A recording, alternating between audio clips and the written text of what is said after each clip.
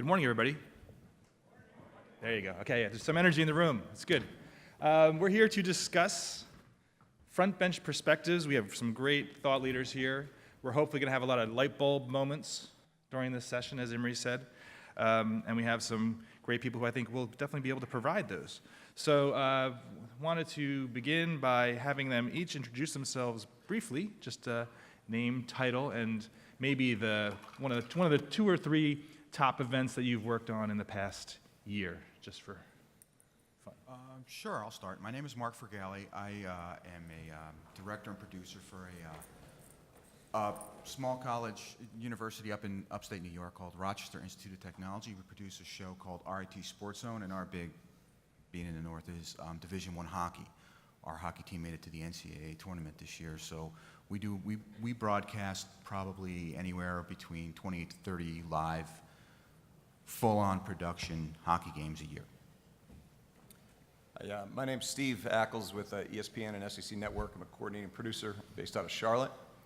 I would say that probably one of the most interesting and challenging events that I worked on in the past year was the National Championship Megacast that incorporates many different people, different units, a lot of operation and graphics and technology help that basically put everything out on several different platforms.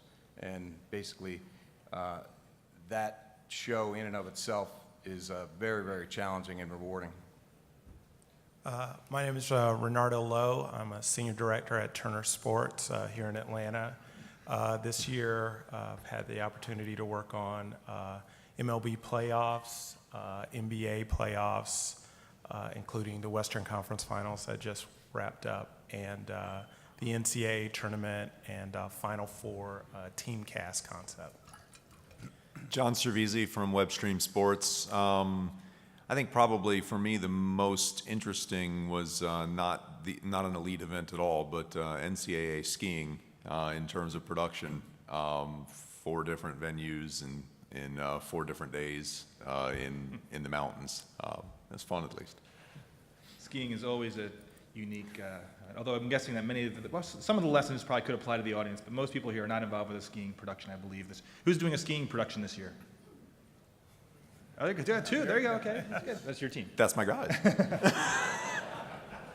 They made it happen. So I wanted to bring in with Tom. We have a video, I believe, that Mark's going to set up first. Mark, do you want to set up your video? And then Tom in the back, we can run this when Mark is done setting it up, and then you're going to talk over it, I believe. Sure, I will talk over it. It's just a basic production about bells and whistles of other things that we do besides just the hockey games that we do. This example I'm joined by one of the seniors, Alexander last year we started also a sideline captain. reporter. Kind of a Stacy big Penton night is for working you with us. tonight, in a few ways. First, it's senior night. Talk a little bit about that. Yeah, it's kind of hard to believe that the time's finally come. These are pre-production questions that we produced beforehand, had them ready for her. Every year we've been here, and we're just taking it one day at a time. You've had a pretty good 4 years here, huh? Just talk a little bit about it. I mean, our first 2 years, we were kind of going through a rebuilding stage. We didn't You'll do see as her well as shake we her wanted, head right but we there. really finished I'm strong talking to her, last and year. IFB giving her the next question We're kind of hitting that same point live. now this year, and we want to continue with that and hopefully have repeated success.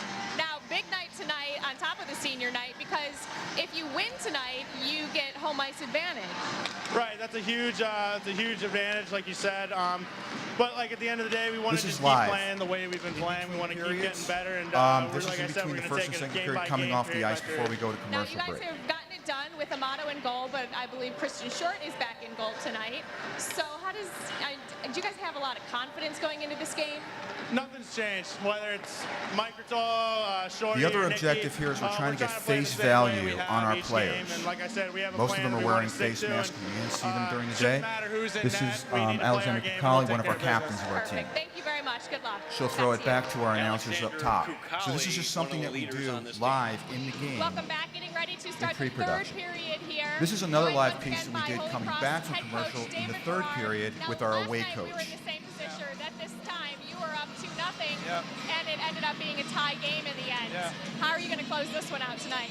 Well, we just got to keep on sticking to our game plan, keep trying to get pucks in behind their defensemen and get the puck down there and turn some pucks over. You know, it's really, RIT's a really good team, so it's going to be a great 20 minutes of hockey, but we just got to stick to our game plan best we can.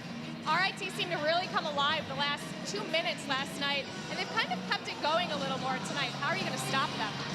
Just playing our game, you know, and really just getting pucks in deep, making them go 200 feet instead of turning pucks over through the neutral zone where they can transition quick. So we just want to keep on getting in deep and hopefully get some offensive zone play ourselves. Thank you very much, Coach. Back to So you. what this is an example of is, one is pre-production that we've done. The questions that she asked the player, we had them set up. We meet during the week by phone with our talent. They talk to our players who are relevant that week that we think they're going to do well or have a story to tell that week, and we talk to our coach. So those questions are pre-produced, and then what I'll do is, as I'm directing, I'll listen to what she's asking, listen to the game, and I'll feed her a question, and she'll ask it live. The questions, the reason I put up the away coaches, that's all live. She's making up those questions on the spot, watching the game, listening to what's happening. So for the viewer, I know it seems simple, and you see this a lot on TV, but the point is, in college hockey, we try to get into the face mask. We try to show the players and get their reactions to show the viewers at home to give them a different perspective from behind the mask kind of thing. Okay?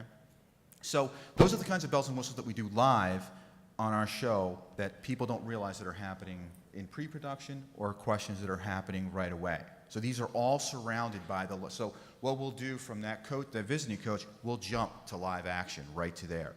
And then the talent, the announcers will kind of carry over what Stacy talked to about the coach, and we can add that to the program. So between pre-production and live, we're adding story, we're adding involvement for the viewer on the spot.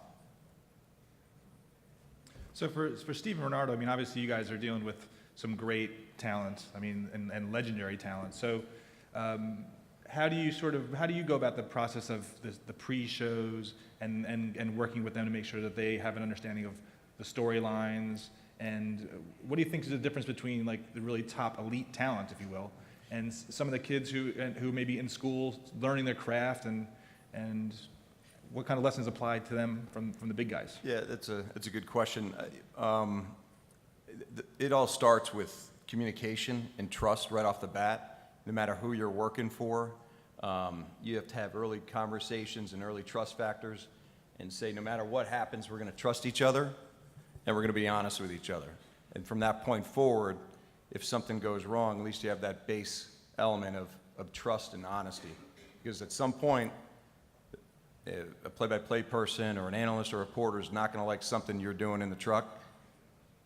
Now they have the open ability to tell you, hey, when I'm doing this, you can't count this way, or you can't feed me questions in my ear because I can't listen what the answer is. It's nothing personal.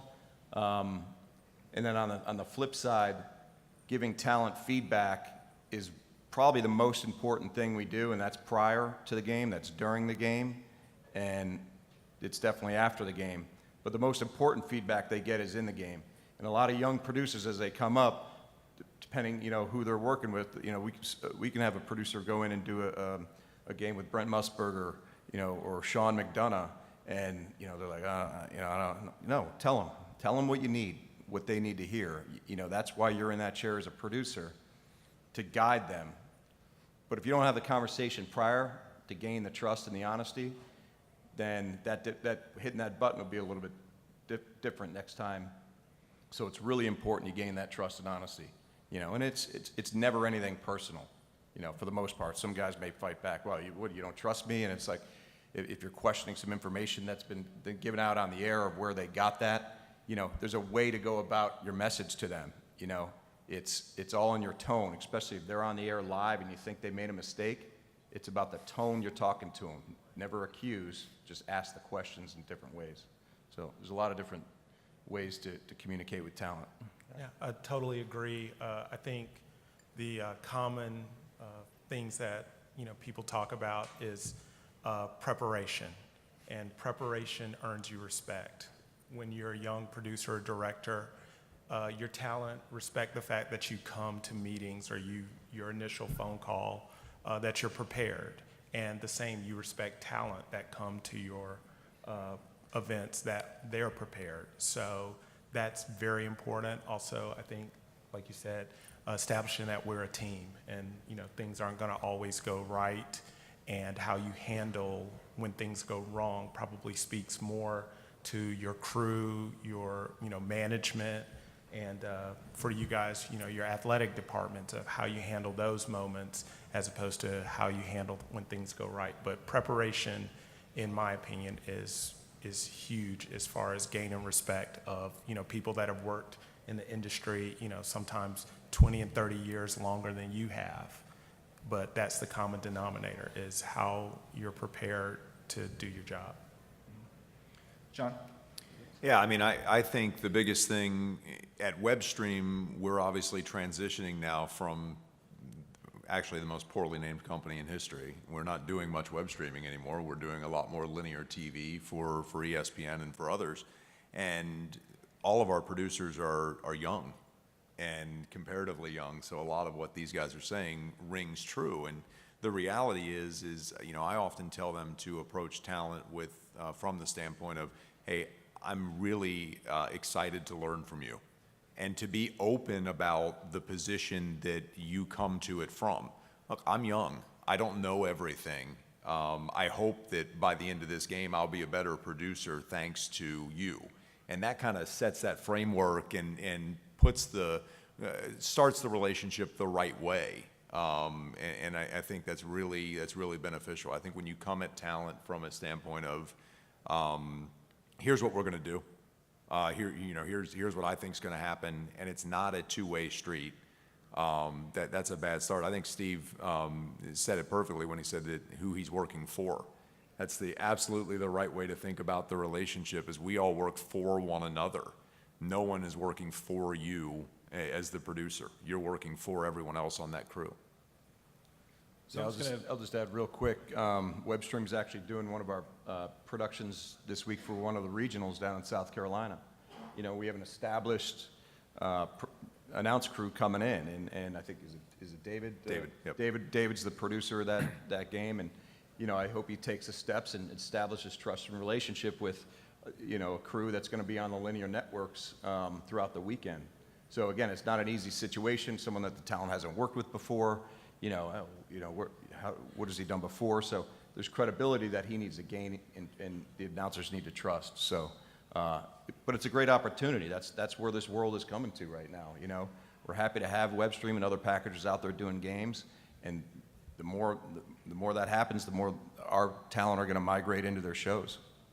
So, obviously we mentioned the elite live events, and I think one of the advantages of working an elite live event is all the coaches, all the players, they know the game, if you will. They understand their role in these, the sort of the halftime interviews and during breaks, and I'm guessing, for the most part, they're a little more understanding of what you're trying to get out of them. But then when you look at these smaller schools or universities, a lot of these, especially some big-time universities, their coaches are the kings of the kingdom, and they have their own set of rules, they think, obviously. So how do you deal with establishing a rapport with coaches and players who may not be familiar with this opportunity to, hey, you're an away team and we want to talk to you for a couple minutes during the game for the home team broadcast? Mark, maybe? Well, establishing trust, like Steve was saying, is very important. Like I said before, our play-by-play and color announcers will call the coaches during the week. So they kind of have a heads up, and they're disseminating the information that they want to disseminate to us, what players to watch, who's doing well, who's hurt, those kinds of things. And obviously they hold back information too. But once you align yourself with that trust, and they know that we're not going to show them in a bad light, that we're going to be honest and open and truthful about things, they'll open up to us and tell us things that we want to know.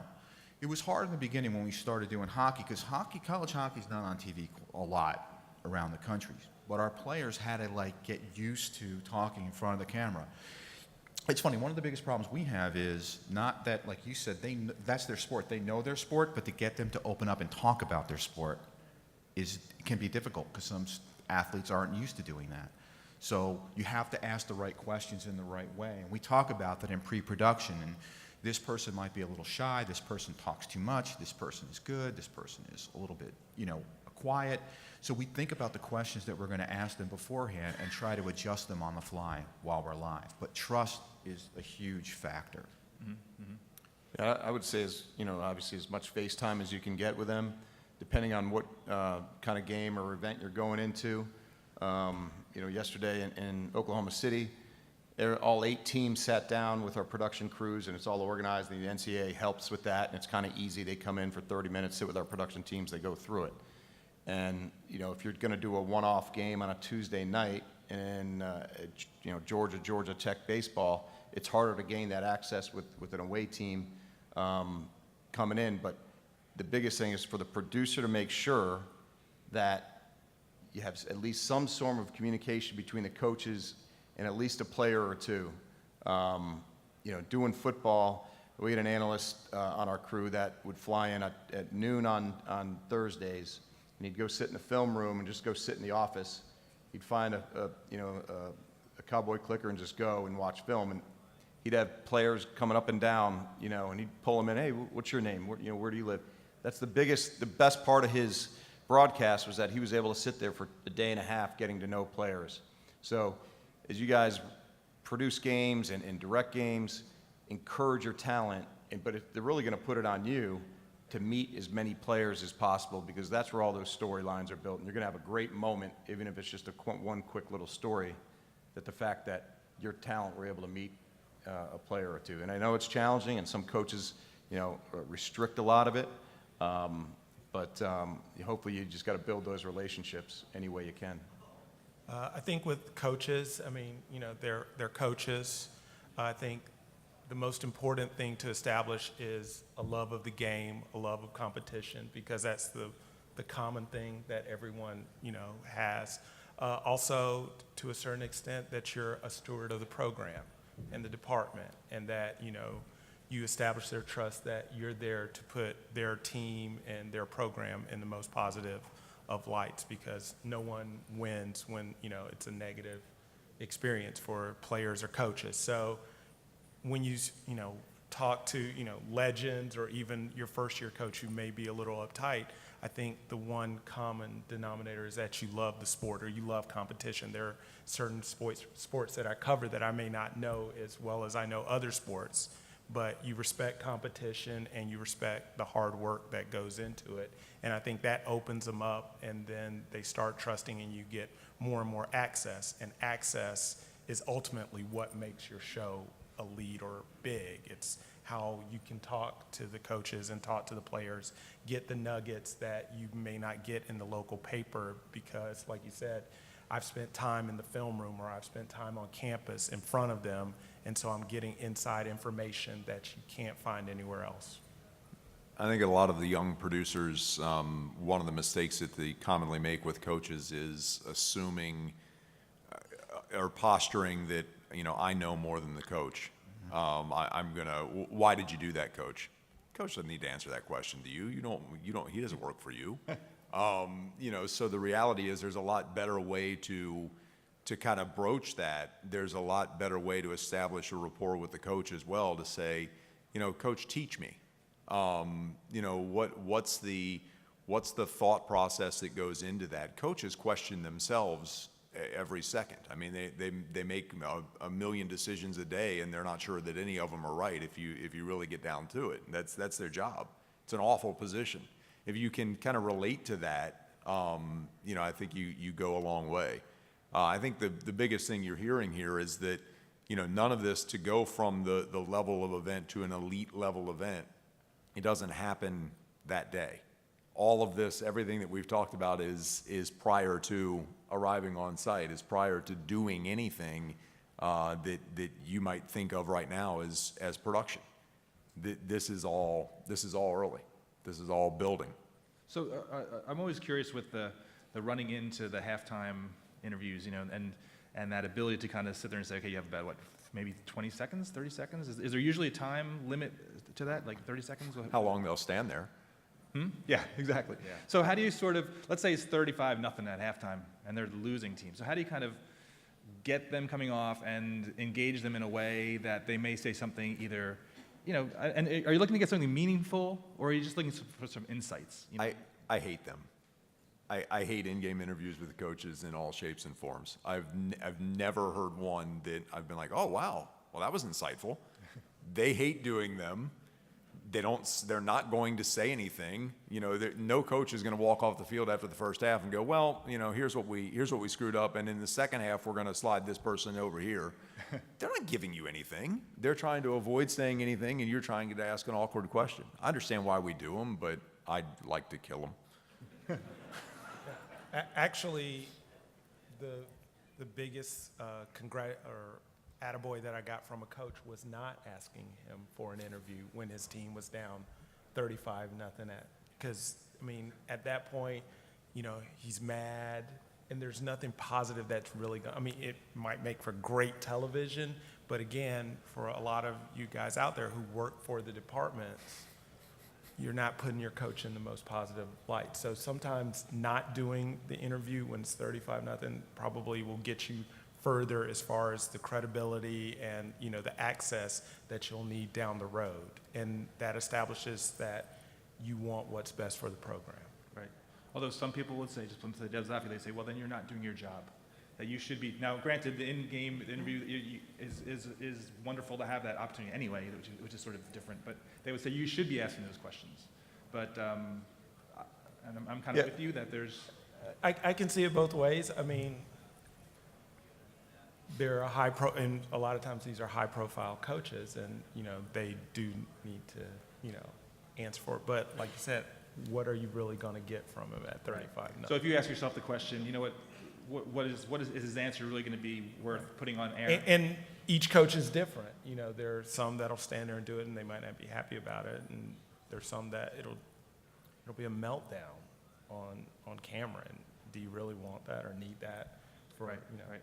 Exactly. Yeah, I think if obviously you try to get the winning coach most of the times, but if you're at a school and you're doing your own production, you kind of want to hear from your own coach. You know, you probably have the relationship with that coach, so it's okay to bypass it, but you'd still want to try to get something coming out of halftime. It could even be off camera once they kind of settle down, once he kind of regroups with his coaches and teams. At least you can get something maybe on or off camera where you can give you something if you're not going to get it going into halftime. So it gives them a little cooling down period. Sure. And we do that off-camera. We do that off-camera interview too with the coach. After our first period, our sideline reporters will ask our coach a question, and then after we come back from commercial, we'll just jump to the sideline reporter and say, "I spoke to coach, and he's talking about changing the strategy." So there are other ways to do that too. There's other ways to attack that. Sure. Any questions from people in the audience as far as how to approach managing talent? So I want to shift a little bit over to the game side of things and the game production. Because obviously one of the goals of this session is to talk about what are the core components for production, and you know what bells and whistles could you do without? How do you make a smaller show look bigger than it is? So I guess the question is, you know, in terms of an average sporting event that's sort of not going to be seen across the whole entire country. You're talking like a basketball game, a football game. I mean, where do you kind of know the line between that is a camera we don't need and this is a camera we definitely need? And like, let's say, for example, a basketball game. I mean, what's the minimum threshold, if you will, to really feel comfortable in telling the story of a basketball game? Probably, you know, 3 cameras. You know, you obviously want to document the regular game, but you know, you want to be able to provide replays with insight. Was the basket good or not good? Was that really a foul or not a foul, or did it go off of a certain player? So you want to have the minimum amount of cameras so you can document the story. And what makes 3 cameras look like 7, I say, are the people running them. And I can't undervalue you need good people. You need people that are dedicated to their craft, that practice, that practice and that care about the product. And so you can get some, you know, camera guys or tape guys that, you know, they can make those cameras sing and make those, you know, they're good editors, not just rolling back replays, but they're editing packages that, you know, boost your coverage. So I know there's a lot of great equipment out there, and that would really help, but you have to put it in the right person's hands. And that person is someone who, you know, researches the sport, knows the storylines before they show up. You know, a lot of times, and you know, you'll get someone, well, some of the camera guys are just out there reading the paper. Well, a lot of times they're reading the paper and reading stories about the game we're about to cover, so that makes them a little more informed. Now, they also need to make sure that all their stuff's working, but you know, having someone that, you know, knows the players, knows coaches, knows the relevant storylines is invaluable, because then you're that much quicker to get to shots and get to things, and you see things develop before they actually happen. And I'm guessing for a smaller show, it's much more important that when you tell the camera guy, hey, go to this person or that person, they know who that person is. Yes. As opposed to, let's say, the Megacast, where you have a camera on every player individually, so you kind of know it's covered. Well, one of the things we do, I mean, it's really a lot to do with the director, too, to help out with that, because camera people will kind of have a tendency to, especially as it gets into the fourth quarter, if the game isn't going very well, or whatever the circumstance, depending on the live event, they have a tendency to do the same thing over and over again. So it's a director's prerogative to make sure that they're getting different shots, changing up the shots. If they see one camera, if you have 3 cameras or 4 cameras, if that one person is getting the same shot under the basket every time, well, let's change that. Let's go in. Let's get the coach from a different angle. Let's do some different things with those cameras. So it's really, the director needs to push that too. Producers can push that as well. And the other thing, talking about students and talent having experience, I try to do, sometimes I'll take an inexperienced student out to a practice game, and we'll go over some different shots and kind of go through that hands-on. So there is a hands-on approach. You can't, as a director, you can't just say, go here, do this, do that. You want to actually be there to give them the hands-on approach and show them exactly what you're talking about if you can. And that will transcend for what we do at our colleges. We have, you know, as we teach younger people, they get older, become seniors, they start to teach down too. They're teaching themselves what to do, and this is what Mark likes to do in this situation. And that's important, because you can always adjust that, but the training down is extremely important for us. I'm always amazed by the number of people that don't watch games that they're not doing. Yeah. And, you know, I've always advised the camera operators especially to find a game that you have absolutely no interest in, that you have no rooting interest, it's just a game somewhere else, and watch your position. And then when you're comfortable, maybe for the first 10 minutes of gameplay, you're watching your position, then start watching the position next to you, and kind of check that, what goes in, what goes out, and why am I getting this shot? Well, it's because that camera has this shot, and how are we starting to relate? The best camera operators make the best directors too. And so that's a constant evolution for all of your students, right? Those that have the best eye, I think the tendency is always, well, he's a great camera operator, so leave him there. That's not great. You know, you want to elevate and move them ahead. But if they have that eye in camera, they're likely to be good in the truck as well. And starting to identify and look for that is a really important thing. So I'm always fascinated by when I'm watching an event and the storylines, right? So, and I think I'll use the Tiger Woods as an example. You know, people will go in looking for a storyline.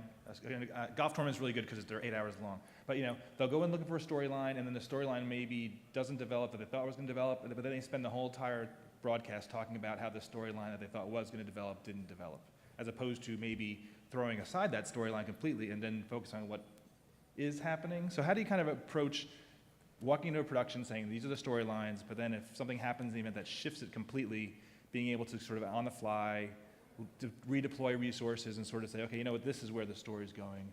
Let's leave that aside. And if you don't mind, I had one quick point on the last topic. Sure. About cameras and placements. Kind of as Mark was talking about, like changing up the cameras. You know, in basketball, you have a 4-camera show. You know, you could have multiple drops and move those cameras from the baseline to the sideline, or maybe go up mid somewhere. So you can have your look of 6, 7 cameras throughout the show because you're planning and doing different drops for those cameras where you can break away. The other thing we do, and Rex Aarons is here from ESPN and our operations team, we have Marshall cams, and I know that they're his favorite topic because the setup on those, it takes a little bit of extra time, guaranteed no overtime, Rex, but, down in Hoover, we set up 4 Marshall cams, 2 in the dugouts and 2 in the bullpens.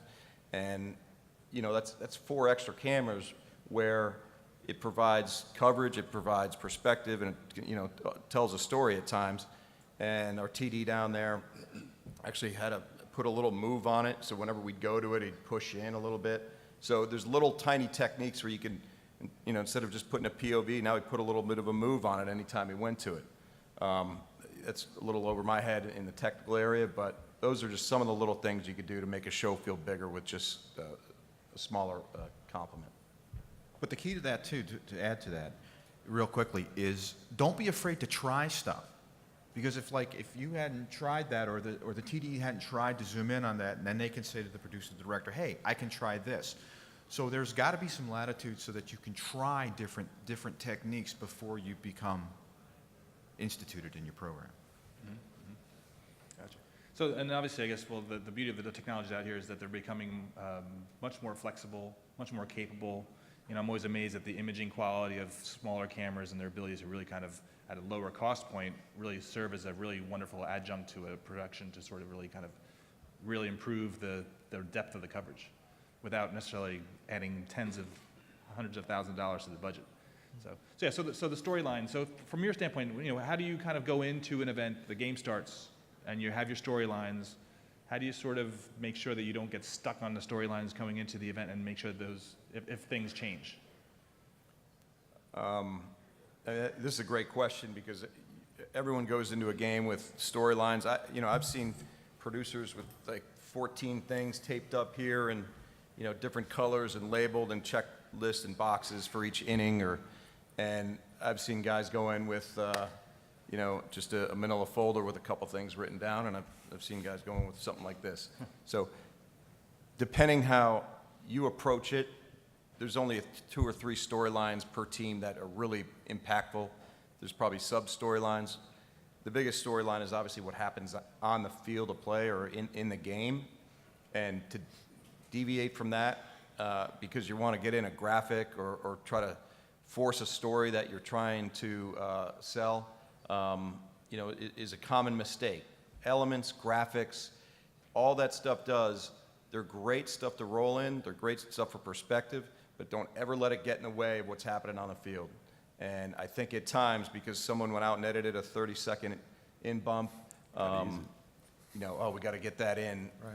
We don't have to get that in because the main storyline's on the field, and if it is like the Tiger Woods situation like you're talking about where he is playing poorly, well, why is he playing poorly? So all those graphics go out of the way.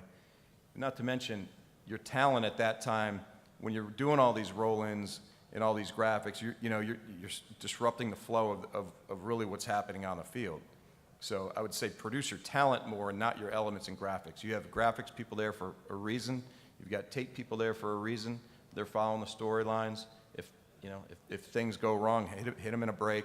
But I would focus on what's happening on the field first and then document whether it's positive or negative. And I totally agree that the most important question you can answer is why is one team winning and why is one team losing? And whatever you have as far as roll-ins and extra graphics and things like that, that should supplement your explanation of why is that. Because as a fan, when you're sitting at home, you want to know why is my team losing or what does my team need to do to win? And so your telecast is basically built around answering that question. And so they're interesting and, nice looking ways that you can, tell that story. But whatever you're doing, it can't get you away from answering those questions. And I think you've got to think about where you are too. I mean, if you're doing a broadcast online, one of the things that I slapped some producers' wrists over is, they're like, well, we have to do a reset at the top and bottom of the hour. Why? You're online. Why are you forcing a reset online? They have no idea what time it is. They don't care. They didn't just come from another station. Now, that said, you also have to realize that the average viewing duration is dramatically lower. So if you're doing a basketball game and you have these storylines and you're not hitting them every 20 minutes or so, if you're not letting people know how we got here every 20 minutes or so, which is, I think, about the average viewer length for those online broadcasts, you're really, if you haven't said it 3 times in a game, you haven't said it. So I think less is more on those storylines for sure, and hit them and come back. So I want to bring in one aspect of technology that I think is going to open up some new opportunities, and it already is these megacasts, right? Which are sort of the result of having, obviously, great digital assets that can really kind of allow people to, well, that definitely allows ESPN and you guys to, in terms to maximize the resources and get the most out of all those cutting room floor footage that used to just kind of never see the light of day. But there's also the opportunity of with IP to have people kind of tailor their announce teams, right? And have the feel and the energy that they want, as opposed to people saying, I hate Jim Nantz and I hate so-and-so. And, they could say, you know what, guess what? You have a choice of 5 people. So how do you kind of see those technologies and the Megacasts as far as what the reaction were of the fans? I know some people got lost and confused and they would tune into the wrong one thinking they were watching the main broadcast and they were watching the Megacast and they're like, why is this guy such a homer? Can't believe it. But how do you see those opportunities to kind of definitely change the storytelling in a different way? Yeah, I mean, CBS does it as well in their Final Four coverage, and with our Megacast, it just opens up an avenue for viewers to have a choice. If they're used to their home team radio broadcast and that's how they want to watch the game, we have the video feeds, we have the radio feeds. Just put a full mix up and send it out and let them choose what they want to hear. I don't think that it really will ever take away from the major broadcast, the main broadcast, but at least it gives an option to hear. The other thing, if you want to watch the main broadcast live and you're an Ohio State fan and you want to go back and watch the semifinal game, go back and watch it, online. There's the re-airs and the ability to go back and watch things, the film room aspect of those shows, or I did the Homer show where Joe Tessitore was down on the field with Barrett from Oklahoma and Taj Boyd from Clemson. All those, and there's some technology involved, how we talk to these people, so that'll all evolve, but it's all about the viewers getting a choice of what they want to watch, and I think that's important. And I think that's just how technology and everything, not just television, you get more choices. You can shop online. Everything is tailored to you. Like the advertising you see on your social media feeds is tailored to what you've done in the past. So everyone wants choice, and I think in the near future, at some point, you'll probably be able to tailor your individual telecast to your personal preference, whether you want a Twitter feed at the bottom, if you want statistics, if you want an ex-coach breaking down X's and O's, or if you want to know stories, like, what player X is studying, who's his girlfriend, and what, the technology will get there to a point where you can literally individually tailor what you're watching the same telecast in one room, and your kids may be watching it, the same show in another room, but their experience is totally different. And I think that's where we're moving. Mm-hmm. So last question along those lines. I mean, I was over at Techwood and seeing the Turner facilities, and there's a massive social media room that's firing up during these big events. There's a massive digital room that has space for 40 people, looks like.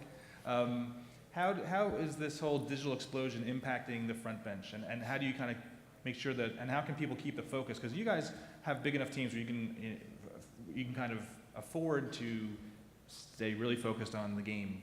But for smaller schools, they may kind of get sucked into this whole social media publishing. So how do you sort of juggle this, and from a team and from a staffing standpoint? Well, I'm probably old in terms of social media. So as you guys get, your younger crews, it's second nature to them that they can, and different platforms, you're able to take in social feeds directly into your CGs. So getting tweets on the air, I remember probably 5 to 6 years ago, having to explain, no, it's called Facebook, and it's, people a little older than me are looking at me like, what are you talking about? But as people get, I guess more receptive to it, and it's not just being, slapped in the telecast, and, it's kind of an organic part, it grows and people get more receptive. And, there are things that you just can't ignore on social media. It's probably the quickest news organization there is. I knew, like, when, people have died, that's where I find it out. And so being able to, I guess, embrace it, but also keep in perspective that, it's a small percentage of the overall viewing group. So, Yeah, it's also like, you kind of do them to kind of make your show look bigger.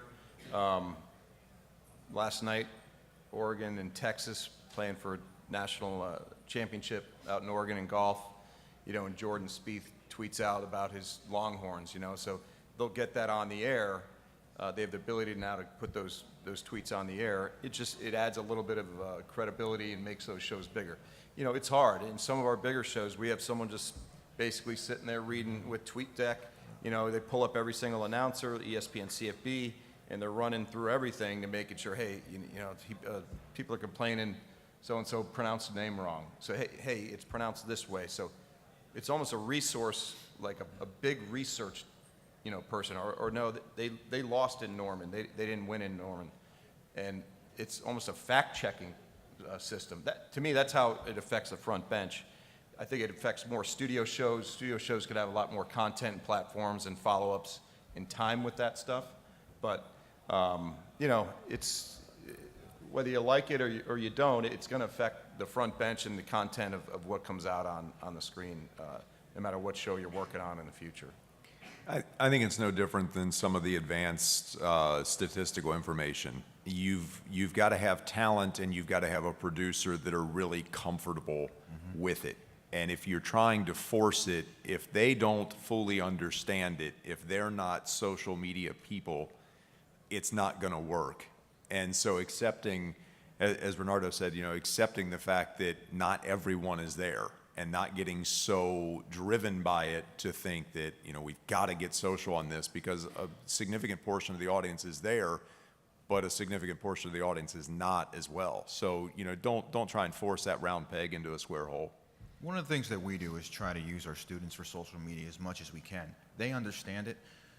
They're in touch with it. They understand what is going on and what we should be doing. To give an example, one of our students this past year did a 360 GoPro thing on YouTube and Facebook for us, and she came to me and said we should do this, and I thought, well, okay, let's give it a try. It was a great success, and it worked out really good. And I had other people from other colleges and video departments seeing it and calling me, asking me how we did it, and I referred them to our student who produced this. So there are different options out there, and I think using the student base is a good resource to keep that moving forward.